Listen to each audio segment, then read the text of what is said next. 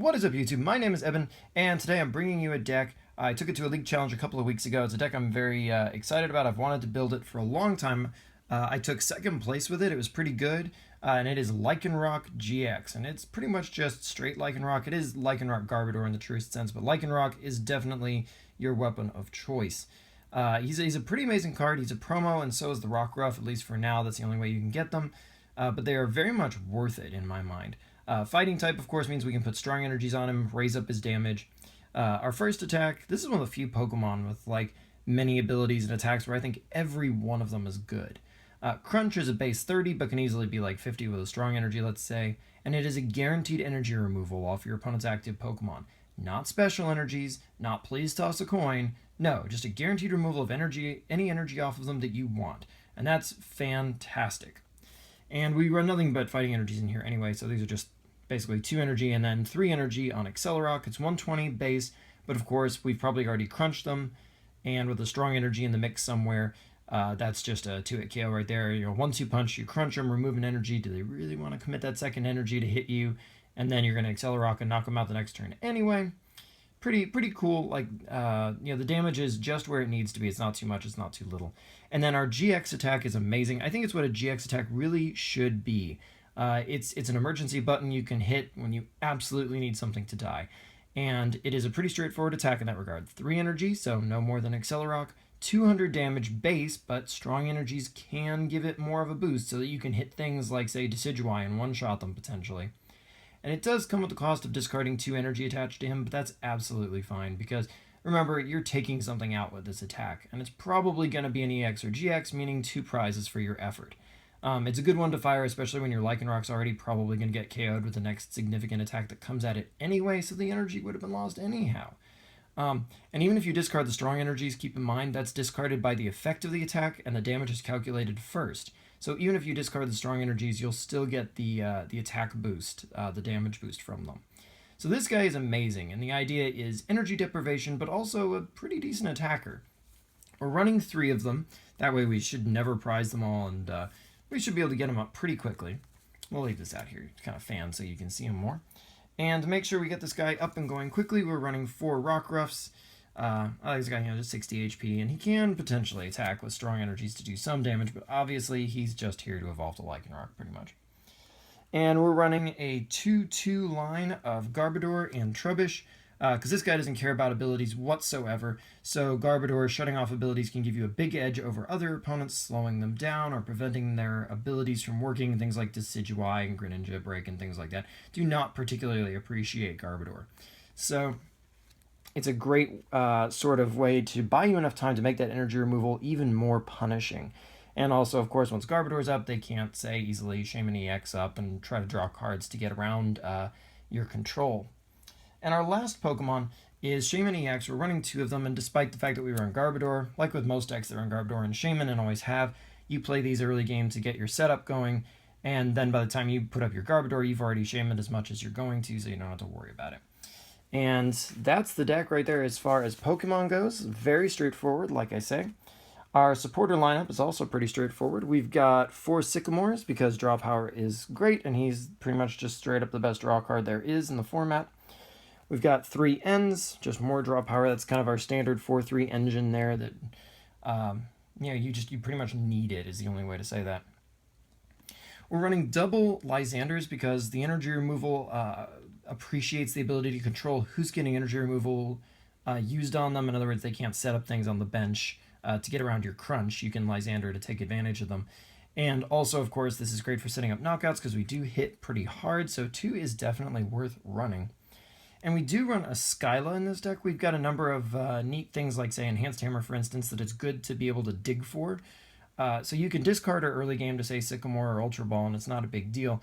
But she's pretty useful. I'd say she's pretty necessary, and I never regretted playing her at all. So it's nice to have a deck where she's actually pretty relevant again. And our final supporter is 1 Team Flare Grunt. This is just one more way we can punish opponents who are pretty heavy on energy, which is a lot of decks right now.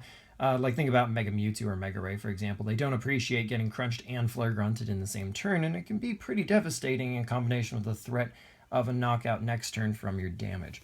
So that's all our supporters there. Moving on to our items and, well, basically all other trainers, we've got 4 versus Seekers. Those are pretty self-explanatory, or at least I hope they are. We've got 4 Ultra Balls because we really want to be able to make sure we get the Garbodor up. We want to make sure we get a Lycanroc up as quickly as possible, and of course it goes really, really well with Shaman. We're running 2 Level Ball. It's pretty much exclusively just to get our Rockruffs, but yeah, you can also go search your Trebuchets with this as well. You can't get your Evolutions, but it's still pretty much the best supplementary Pokeball this deck has. And it does beat Nest Ball, pretty much just because you might want to just pull the Rockruff or whatever out of your deck, but not automatically put it on your bench, because of course Nest Ball requires you to bench it. So, slightly superior there. If you ran the Nest Ball over it, it probably wouldn't make a huge difference, but Level Ball is probably just a little bit better. We're running 2 Floatstones, pretty much just to be able to activate our Garbodors, of course, because they have to have a tool on them. We're running 2 Experience Shares, because these can be very useful for keeping our Lycanrocs happy. That way, if one gets knocked out, that basic energy goes to the next Lycanroc on the bench, and at the very least, even if it had no other energy attached before, with that 1 energy from the Experience Share and then any energy attached from your hand, it can at least Crunch, which is a pretty nice attack to be able to use. Or we might just Accelerock if we've got another energy previously, of course, which could even mean a knockout. So it's about energy conservation, I guess, really. It's a pretty nice tool for us. We're running 4 Crushing Hammers. This just compounds our crunch, makes it that much more devastating for our opponents, that much harder for them to keep pace with us, while we're also dealing that good damage. We're running a 1 of Enhanced Hammer, mainly because there are a number of decks right now that don't run any special energies, and we don't want to have a bunch of Enhanced Hammers that are just dead draws for us. But we do have the 1, and we can Skyla for it when we need to pick off double colorless energies, double dragons, etc. Our stadium of choice is going to be Parallel City. We don't really need a stadium, but it's a nice thing to have to get rid of other stadiums, potentially. We can play it with a smaller bench side toward ourselves to get rid of our Shamans, to prevent easy Lysander knockouts mid to late in the game. And of course, it can be a very nice stadium to use against things like Mega Rayquaza or Mega Gardevoir to shrink their bench and make them get rid of a lot of Pokemon and keep them from hitting us too very hard, too very fast. We're also running 2 Escape Ropes. This can be really fun with anything with Free Retreat, basically our Floatstone Garbodors.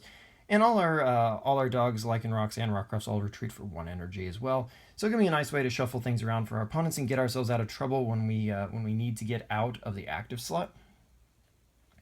We have 1 Super Rod because we do have 10 energies, and 6 of them are basic, so in case we have to discard a bunch early to Ultra Balls or Sycamores or whatever, this can help us recover them, or if we prize a couple of Lycanrocs, this can make sure we've always got access to at least that 1, that sort of thing.